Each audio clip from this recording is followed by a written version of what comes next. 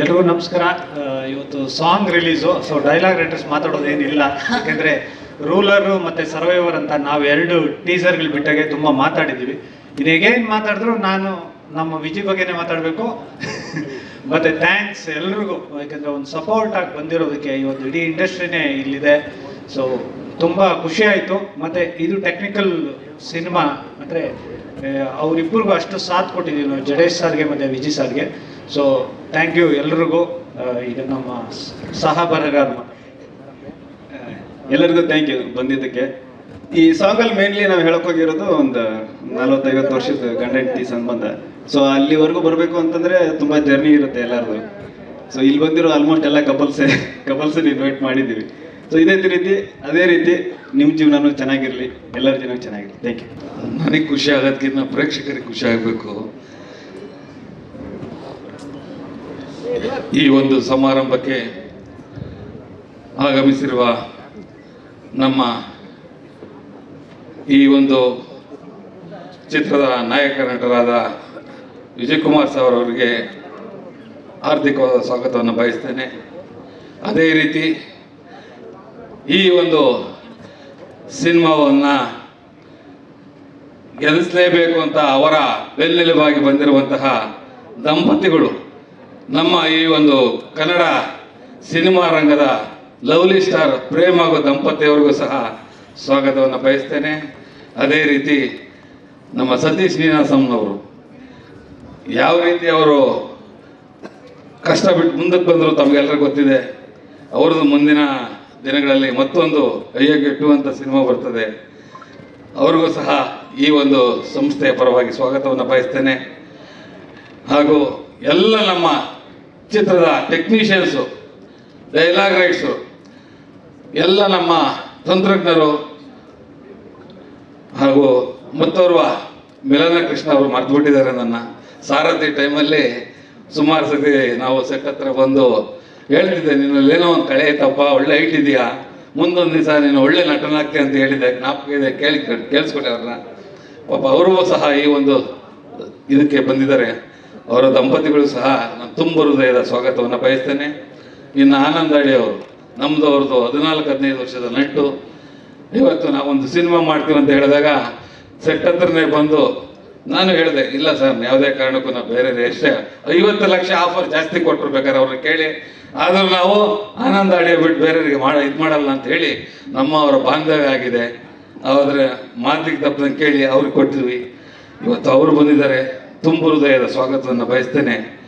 ಮತ್ತು ಅಜನೀಶ್ ಅವರು, ತಮಗೆಲ್ಲರಿಗೂ ಗೊತ್ತು, ಈಗಾಗಲೇ ಕಾಂತಾರದಿಂದ ಪ್ಯಾನ್ ವರ್ಲ್ಡ್ ಮ್ಯೂಸಿಕ್ ಡೈರೆಕ್ಟರ್ ಆದಂಥವ್ರು. ಇವತ್ತು ನಿಮ್ಗೆಲ್ಲರೂ ಗೊತ್ತಿರಬೇಕು, ನೋಡಿದರೆ ಏನೋ ಗೊತ್ತಿಲ್ಲ, 4 ಗಂಟೆ ಅವರು ಲೇಟಾಗಿ ಕೊಟ್ಟರೆ ಲೇಟೆಸ್ಟಾಗಿ ಕೊಡ್ತಾರೆ. ಭಾರಿ ಏಕೆಂದರೆ ಬ್ಯುಸಿ ಮ್ಯಾನ್ ಅವರು. ಇವತ್ತು ಸುಮಾರು ಚಿತ್ರಗಳನ್ನ ಕೈಯಲ್ಲಿ ಇಟ್ಕೊಂಡಿದ್ದಾರೆ. ರಾತ್ರಿ 4 ಗಂಟೆಗೆ ಹೋಗಿ ನಮ್ಮ ಡೈರೆಕ್ಟರ್ ನಿದ್ದೆ ಮಾಡಿಲ್ಲ. ನಿಜವಾಗ್ಲೂ ಸರ್, ಸ್ನಾನ ಮಾಡಿದ 10 ಗಂಟೆ ಬೆಳಿಗ್ಗೆ. ಯಾಕೆ ಸರ್ ಅಂದರೆ, ಏನು ಮಾಡೋ ಸರ್, 4 ಆಯಿತು. ವಿಜಯ್ ಸರ್ನ ಆಮೇಲೆ ಅನನ್ಯ ಭಟ್ ಅವ್ರನ್ನ ಕರ್ಕೊಂಡೋಗಿ ಮ್ಯೂಸಿಕ್ ಕಂಪೋಸ್ ಮಾಡಿಸ್ಬೇಕಾ, ಬನ್ನಿ ಸರ್ ಅಂತ ಹೇಳಿದ್ರು. ತಿಂಡಿ ತಿಂದ್ರೆ ಅಂದ್ರೆ ಇಲ್ಲ ಸರ್ ಅಂದರು. ಬರ್ಗರ್ ತರಿಸ್ಬಿಟ್ಟು ಅವಾಗ ಬ್ರೆಡ್ ನನಗೂ ಕೊಟ್ಟರು, ಅವರು ತಿಂದರು. ಆ ಥರ ನಮ್ಮ ಮ್ಯೂಸಿಕ್ ರಜನೀಶ್ ಸರ್ ಅವರು ನಮಗೆ ಸಿಕ್ಕಿದ್ದು ನಮ್ಮ ಪುಣ್ಯ. ಇವತ್ತು ಅದೇ ರೀತಿ ಮಿತ್ರ ಸರ್ ಅವರು, ಎಲ್ಲ ನಮ್ಮ ಏನು ಇವತ್ತು ನಮ್ಮ ಚಿತ್ರರಂಗದ ಎಲ್ಲ ನಾಯಕ ನಟರಿಗೂ ಹಾಗೂ ಎಲ್ಲ ಕಲಾವಿದರಿಗೂ ಸ್ವಾಗತವನ್ನು ಕೋರ್ತಾ, ದಯವಿಟ್ಟು ಮಾಧ್ಯಮ ಮಿತ್ರರು, ಮೀಡಿಯಾ ಮಿತ್ರರು, ಡಿಜಿಟಲ್ ಮಿತ್ರರು, ಇವತ್ತು ದಯವಿಟ್ಟು ಇವತ್ತು every man success behind there is a women ಅಂತಾರೆ.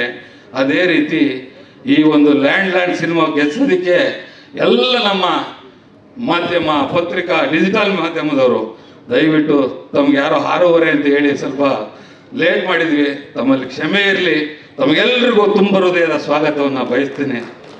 ಅದೇ ರೀತಿ ಈ ಒಂದು ಸಿನಿಮಾಕ್ಕೆ ಬೆನ್ನೆಲುಬಾಗಿ ನಿಂತ, ಇವತ್ತು ಹೇಳ್ತಾರೆ ಕಾಣದ ಕೈಗಳು ಎಷ್ಟಿರ್ತವೆ, ಒಂದು ಏನೋ ಒಂದು ಮಾಡಕ್ಕೆ ಹೊರಟಾಗ ನಾವೊಬ್ಬರು ನೋಡ್ತೀವಿ, ನಮ್ಮನ್ನೊಬ್ಬರು ನೋಡ್ತಾರೆ.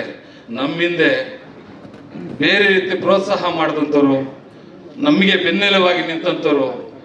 ಒಬ್ಬ ನಿರ್ಮಾಪಕ ಒಂದು ಸಿನಿಮಾ ಮಾಡಬೇಕಾದ್ರೆ ಇವತ್ತಿನ ಕಾಲದಲ್ಲಿ ಬಹಳ ಕಷ್ಟ. ಇವತ್ತು ಯಾಕಂದ್ರೆ ನಮ್ಮ ಮೀಡಿಯಾದವರು ಆಗಲಿ ಯಾರೇ ಆಗಿರಲಿ, ನಿರ್ಮಾಪಕ ಬಂಡವಾಳ ಹಾಕಿರ್ತಾನೆ. ಒಬ್ಬ ನಿರ್ಮಾಪಕ ಬಂಡವಾಳ ಆದರೆ ಒಬ್ಬ ಹೀರೋ ಬೆಳೀತಾರೆ. ಒಬ್ಬ ನಿರ್ಮಾಪಕ ಬಂಡವಾಳ ಹಾಕಿದ್ರೆ ಒಬ್ಬ ಅವರ ಶಕ್ತಿ ತೋರಿಸ್ಕೋಬೇಕಾದ್ರೆ ಒಬ್ಬ ನಿರ್ದೇಶಕ, ಅದೇ ರೀತಿ ಎಲ್ಲರೂ ಅಷ್ಟೇ. ಒಂದು ಅವಕಾಶ ಸಿಗ್ಬೇಕಾದ್ರೆ ಒಬ್ಬ ನಿರ್ಮಾಪಕ ಬೇಕೇ ಬೇಕು. ಆದರೆ ನಮಗೇನಾಗಿದೆ ಅಂದ್ರೆ ಇಲ್ಲಿ ನಿರ್ಮಾಪಕ ಅಂದರೆ TRP ಕಡಿಮೆ ಆಗ್ಬೋದೇನೋ ಗೊತ್ತಿಲ್ಲ, ಆದರೆ ನಮ್ಮನ್ನು ಯಾರು ಮಾತಾಡ್ಸಲ್ಲ. ಲಾಸ್ಟ್ ಅದು ಬೇಜಾರು ಮಾಡ್ಕೊಂಬಿಡಿ, ಅಲ್ಲಿ ಸಮಯದ ಅಭಾವ ಇತ್ತು, ಕರೆದ್ರು ನಾನು ಮಾತಾಡ್ತಿರಲಿಲ್ಲ. ಯಾಕಂದರೆ ನಮ್ಮ ಈವೆಂಟ್ ಮ್ಯಾನೇಜ್ಮೆಂಟು ಸರವಣ ಅವರು ಇದು ನವರಸನ ಹೇಳ್ತಾ ಇದ್ರು, ಸಾರ್ ಟೈಮ್ ಆಗೋಯ್ತು ಅಂತ. ಇನ್ನೊಂದು ಶೋದವರು ದುಡ್ಡು ಕೊಡೋಣ ಬಿಡಪ್ಪ ಅಂದರೆ ಇದೆಲ್ಲ ಸರ್ ಕಾರ್ಪೊರೇಟ್ ಕಂಪ್ನಿ ಆಮೇಲೆ ಇದಾಗ್ಬಿಡ್ತಿದೆ ಸರ್, ಇನ್ನೊಂದ್ಸತಿ ನಮಗೆ ಕೊಡಲ್ಲ ಅಂತ ಇದ್ರು. ದಯವಿಟ್ಟು ಜಸ್ಟ್ ಜೋಕ್ ಮಾಡಿದೆ. ಇವತ್ತು ಏನು ನಮ್ಮನ್ನು ಈ ಒಂದು ಲ್ಯಾಂಡ್ಲಾರ್ಡನ್ನು ಬೆಳೆಸಬೇಕು ಅಂತ ಬಂದಿದ್ದಾರೆ ಮಾಧ್ಯಮದವರು. ನಿಜವಾಗ್ಲೂ ನಾನಿವತ್ತು ತುಂಬ ಹೃದಯದ ತಮಗೆಲ್ಲರಿಗೂ ಮತ್ತೊಮ್ಮೆ ಸ್ವಾಗತವನ್ನು ಬಯಸ್ತಾ, ಇವತ್ತು ಇಡೀ ಏನು ನಮ್ಮ ಚಿತ್ರತಂಡಕ್ಕೆ ಇವತ್ತು ಈ ಒಂದು ಆಡಿಯೋ ರಿಲೀಸ್ ಬಂದಂಥ ಎಲ್ಲರಿಗೂ ಸಹ ಮತ್ತೊಮ್ಮೆ ನಾನು ಸ್ವಾಗತವನ್ನು ಕೋರ್ತಾ, ಈ ಒಂದು ಸಂದರ್ಭದಲ್ಲಿ ಈ ಒಂದು ಸಿನಿಮಾ ಆಗಕ್ಕೆ ಕಾರಣ ಯಾಕಂದ್ರೆ 14 ವರ್ಷಗಳ ಹಿಂದೆ ನಾನು ಸಾರಥಿ ಮಾಡಿದ್ದು. ಯಾಕಂದರೆ ನಾನು ಒಂದು ಸತಿ ಆಕಸ್ಮಿಕವಾಗಿ ಸಿನಿಮಾಗೆ ಬಂದೆ, ಮತ್ತೇನಾದ್ರೂ ಎಲ್ಲಿ ಎಡೆ ಬಿಡ್ತೀನೋ ಅಂತೇಳಿ ಸಿನಿಮಾ ಬೇಡಪ್ಪ ಅಂತ ಹೇಳಿದೆ. ಆ ಒಂದು ಸಂದರ್ಭದಲ್ಲಿ ಜಡೇಶ್ ಅವರು ನಮ್ಮ ಮನೆಗೆ ಬಂದು ಕತೆ ಹೇಳಿದಂಥ ಸಂದರ್ಭದಲ್ಲಿ ನಿಜವಾಗ್ಲೂ ಹೇಳ್ತೀನಿ, ನಾವು ಪ್ರಿಪೇರ್ ಆಗಿರಲಿಲ್ಲ. ಅವರು ಬಂದು ಹೇಳಿದ್ರು, ಇವಾಗ ಯಾಕಂದರೆ ನಾನು ಮೊನ್ನೆ ಒಂದು ಮಾತಂದ್ರು, ಸರ್ ಈ ಒಂದು ಸಿನಿಮಾ ಸೋಲು ಗೆಲುವು ಏನೇ ಆದ್ರೂ ನಾನೇ ವಹಿಸ್ಕೊಳ್ತೀನಿ. ಕಾರಣ ಏನಂದರೆ ನಿರ್ಮಾಪಕರು ನೀವೇನು ಮಾಡ್ತೀರಾ ಅಂತ ಕೇಳಿಲ್ಲ, ನಾನು ಏನು ಕೇಳ್ತೀನಿ ಎಲ್ಲ ಕೊಟ್ಟರು ಅಂತ ಹೇಳಿದ್ರು. ಆದರೆ ಅದಕ್ಕಿಂತ ಮುಂಚೆ ಅವ್ರು ಮಾತಾಡೋಕ್ಕೆ ಇಷ್ಟಪಡ್ತೀನಿ. ಈ ಒಂದು ಸಿನಿಮಾ ಶುರು ಮಾಡಬೇಕಾದ್ರೆ ನನ್ನ ಒಬ್ಬ ಮಿತ್ರ ನನ್ನ ಹತ್ರ ನಿಜವಾಗ್ಲೂ ನಾನು ರೆಡಿನೂ ಆಗಿರಲ್ಲ ಏನೂ ಇರಲ್ಲ. ಅವತ್ತು ಗಿರೀಶ್, ಇವತ್ತು ಅವರು ನನ್ನ ಆತ್ಮೀಯ ಮಿತ್ರ ಸಹೋದರ. ಅಣ್ಣಾಜಿ ಗಿರಿ ಅಂದರೆ ಬೆಟ್ಟ, ನಾನು ಯಾವತ್ತು ನಿನ್ನಿಂದ ಬೆಟ್ಟದಾಗಿರ್ತೀನಿ ಮಾಡೋಣ ಅಂತ ಹೇಳಿ ನನಗೆ ಸಹಾಯ ಮಾಡಿದ್ರು. ಇವತ್ತು ಅವರು ನೆನ್ಸ್ಕಂತ ಮೂರ್ತಿ ಅಂತ, ಆನಂದ್ ಅಂತ, ಅರವಿಂದ್ ಅಪ್ಪಾಜಿ ಅವರಂತ ಸುಮಾರು ಬೇಕು. ನಮ್ಮ ಅಶೋಕ್ ಅಣ್ಣವರು ದಯವಿಟ್ಟು ಅವ್ರು ಮುಂದಕ್ಕೆ ಬರಲ್ಲ, ತಮ್ಗೆಲ್ಲರಿಗೂ ಗೊತ್ತು. ಅಶೋಕ್ ಹೆಗ್ಡೆ ಅವರು ಯಾವುದೇ ಕಾರಣಕ್ಕೂ ಈ ಸಿನಿಮಾಕ್ಕೆ ನೀನು ಫೈನಾನ್ಸ್ ತಗೊಂಡ್ರೆ ಸಾರಥಿ ಥರ ತೊಂದರೆ ಆಗ್ಬೋದು, ಬೇಡ ಅಂತ ಹೇಳಿ ನನ್ನ ಬೆನ್ನೆಲುಬಾಗಿ ನಿಜವಾಗ್ಲೂ ಸಿನಿಮಾ ಮಾಡ್ಬೇಕಾದ್ರೆ ಎಷ್ಟು ಕಷ್ಟ ಆಗುತ್ತೆ ಅಂತ ನಮ್ಗೆ ಗೊತ್ತಿರುತ್ತೆ. ಈ ಒಂದು ಫೈನಾನ್ಸ್ ಸ್ಟೇಜ್ ಕಾಲದಲ್ಲಿ ಕೊನೆಯವರೆಗೂ ನಾವು ಸಾಲ ತಗೊಂಬಾರ್ದು, ಹಾಗೆ ಸಿನಿಮಾ ಮಾಡಬೇಕು ಅಂತೇಳಿ ಅಶೋಕ್ ಅಣ್ಣ, ಶರತ್ ಅಣ್ಣ ಅವ್ರು ಹಿಂದೆ ಕುಂತಿದ್ದಾರೆ. ಅವರು ನಂಗೆ ಕರೆದ್ರೂ ಮುಂದಕ್ಕೆ ಬರ್ತಾ ಇಲ್ಲ. ಇವತ್ತು ಆ ಥರ ಕಾಣದ ಕೈಗಳಿರ್ತವೆ. ಆದರೆ ಅದೇ ರೀತಿ ನಮ್ಮ ಸುಪ್ರೀತ್ ಅವರು, ನಾನು ಹೇಳಿದೆ ಸರ್ ಏನಾದ್ರೂ, ನಾನು ಫಸ್ಟ್ ಹೋಗಿ ಕೇಳಿದಾಗ ಫೈನಾನ್ಸ್ ರಿಜೆಕ್ಟ್ ಆಗಿತ್ತು. 2ನೇ ಸತಿ ಅವರೇನೆ ಎಲ್ಲ ಒಂದು ಕಡೆ ಹೇಳಿದಾಗ ಏನು ಸರ್ ಏನೋ ಬೇಕಿದೆಯಾ ಅಂತ, ಇಲ್ಲ ಸರ್ ನಾನು ಸಾಲ ತಗೊಂಡ್ರೆ ಏನಾಗುತ್ತೆ, ಡಿಸ್ಟ್ರಿಬ್ಯೂಷನ್ ಕೊಡಬೇಕಾಗುತ್ತೆ, ಇನ್ನೊಂದು ಕೊಡಬೇಕಾಗುತ್ತೆ, ದಯವಿಟ್ಟು ನಮ್ಮ ಹೀರೋ ಸಾಹೇಬ್ರದ್ದು ಭೀಮಾ ಪಿಕ್ಚರು ಇನ್ನು 1 ತಿಂಗಳು 1.5 ತಿಂಗಳ ರಿಲೀಸ್ ಸ್ಟೇಜಲ್ಲಿತ್ತು. ಇವ್ರು 2 ವರ್ಷದಿಂದ ಆ ಕಥೆನ ಅವ್ರಿಗೋಸ್ಕರ ರೆಡಿ ಮಾಡ್ಕೊಂಡು ಒಂದು ಯಾವ ಥರ ಸ್ಕ್ರಿಪ್ಟ್ ರೆಡಿ ಮಾಡ್ಕೊಂಡು ರೆಡಿ ಟು ಶೂಟ್ ಅಂತ ಮಾಡ್ಕೊಂಡಿದ್ರು. ಆಮೇಲೆ ಇವತ್ತೇನಾದರೂ ನಾಳೆ ಭೀಮದ ನನಗೆ ರಾಶಿ ಗೊತ್ತು, ಆದರೆ ಸರ್ ಇನ್ನೊಂದು ವಾರದಲ್ಲಿ ಶೂಟಿಂಗ್ ಹೋಗಿಲ್ಲ ಅಂದರೆ ಹೀರೋ ಸರ್ ಅವರು ಬೇರೆ ಇವರು ಪ್ರೊಡ್ಯೂಸರ್ನ ಒಪ್ಕೊಂಡ್ಬಿಡ್ತಾರೆ ಸರ್ ಹಾಗೆ ಅಂದರು. ನಾನು ಹೇಳಿದೆ ಆ ಥರ ಇದ್ರೆ ಏನು ಮಾಡೋಕ್ಕಾಗಲ್ಲ, ಸ್ವಲ್ಪ ಯೋಚನೆ ಮಾಡೋಣ ಅಂತ ಹೇಳಿದೆ. ಆಮೇಲೆ ಏನು ಸರ್ ನೀವು ನಿಮ್ಮ ಮಗನಿಗೆ ಸಿನಿಮಾ ಮಾಡ್ತೀನಿ ಅಂತ ಹೇಳಿದ್ರಿ, ನಾನು ನಿನ್ನ ಮಗ ಅಂತ ತಿಳ್ಕೊಳ್ಳಿ ಸರ್, ಮಾಡಿ ಸರ್. ಆಮೇಲೆ ಒಂದಾರ ಬಿಟ್ಕೊಂಡು ಎಷ್ಟು ಬುದ್ಧಿವಂತ ಅಂದರೆ ದೇವರಣ್ಣೆ ಸುಳ್ಳಲ್ಲ. ಆತನ ಕ್ಯಾಲ್ಕುಲೇಷನ್ ಇವತ್ತು ಆ ಒಂದು ಶ್ರಮ ನಮ್ಮ ಸ್ವಾಮಿ ಗೌಡಂದು, ಜಡೇಶ್ ಅವ್ರದ್ದು, ಇಡೀ ತಂಡದ್ದು ಸರ್. ರಾತ್ರಿ 2 ಗಂಟೆವರೆಗೂ ಶೂಟಿಂಗ್ ಮಾಡಿದ್ರೆ ತಿರುಗಿ ಬೆಳಿಗ್ಗೆ 6 ಗಂಟೆಗೆ ಕಾಲ್ ಶೀಟು. ಅಲ್ಲಿ ಬಿಲಿವ್ 90 ದಿವಸ ಶೂಟ್ ನಡೆದಿದೆ, 60 ದಿವಸ ಡೇ ಅಂಡ್ ನೈಟ್ ಶೂಟಿಂಗ್ ನಡೆದಿದೆ ಸರ್. ಇದು ಬೆಳಿಗ್ಗೆ 6ರಿಂದ ರಾತ್ರಿ 2 ಗಂಟೆವರೆಗೂ ನಮ್ಮ ಹೀರೋ ಸರ್ ಸ್ಪಂದಿಸ್ತಿದ್ದಂಥ ರೀತಿ ಎಲ್ಲರೂ ಹೇಳ್ತಾ ಇದ್ರು. ರಚಿತಾ ಮೇಡಮ್ ಅವರು ಬರ್ಬೇಕಾದ್ರೆ ನಿಜವಾಗ್ಲೂ ಮೇಡಮ್ ಇವತ್ತು 8:15 ಬರ್ತಾ ಇದ್ರು. ಅವ್ರಿಗೂ ನಾನು ಸಹ ಈ ಸಮಯದಲ್ಲಿ ಋಣಿಯಾಗಿರ್ತೀನಿ. ಯಾಕಂದ್ರೆ ಆತನಿಗೆ ಗೊತ್ತಿತ್ತು ಈ ಒಂದು ಸಿನಿಮಾ ನಾನು ಗೆಲ್ಸಿದ್ರೆ ನಿರ್ಮಾಪಕ ಉಳಿತಾನೆ, ನನ್ನ ಹೆಸರು ಎಲ್ಲ ಹೋಗುತ್ತೆ. ಒಬ್ಬ ಇಡೀ ಒಂದು ಚಿತ್ರತಂಡ ಯಾವ ರೀತಿ ಕೆಲಸ ಮಾಡ್ತಿದ್ರು ಇದನ್ನ ನಾನು ಈ ಸಂದರ್ಭದಲ್ಲಿ ನಾನು ನೆಕ್ಸ್ಟ್ ಸಮಯ ಸಿಕ್ಕಲ್ಲ, ನಾನು ಮಾತಾಡಕ್ಕೆ ಹೋಗಲ್ಲ, ಪ್ರೊಡ್ಯೂಸರ್ ಮಾತಾಡ್ತಾರೆ.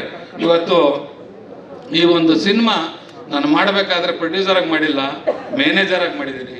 ಇವತ್ತು ಆ ಒಂದು ವರ್ಕ್ಸ್ಮ್ಯಾನ್ಶಿಪ್ಪು ಅವ್ರದ್ದು ಏನು ಅಂತ. ಅದೇ ರೀತಿ ನಮ್ಮ ಫೈಟ್ ಮಾಸ್ಟರ್ ಹೇಳ್ತಾರೆ ಆಂಧ್ರದಲ್ಲಿ 2-3 ಸ್ಪೀಚಲ್ಲಿ, ವಾಟ್ ಏ ಸರ್ ಪರ್ಫಾರ್ಮೆನ್ಸ್ ಯುವರ್ ಹೀರೋ, ಎಂತ ಒಂದು ಡೂಪ್ ಹಾಕ್ಸಿಲ್ಲ, ಏನೂ ಹಾಕ್ಸಿಲ್ಲ ಮನುಷ್ಯ, ಇಲ್ಲ ಸರ್ ನಾನೇ ಮಾಡ್ತೀನಿ, ಒಂದು ಸತಿ ಅಲ್ದ್ರೆ 2 ಸತಿ ಆಗಲಿ ಅಂತ ಹೇಳಿ ಮಾಡೋದಂತ ಹಲವಾರು ಇದರಲ್ಲಿ ಹೇಳಿದ್ದಾರೆ.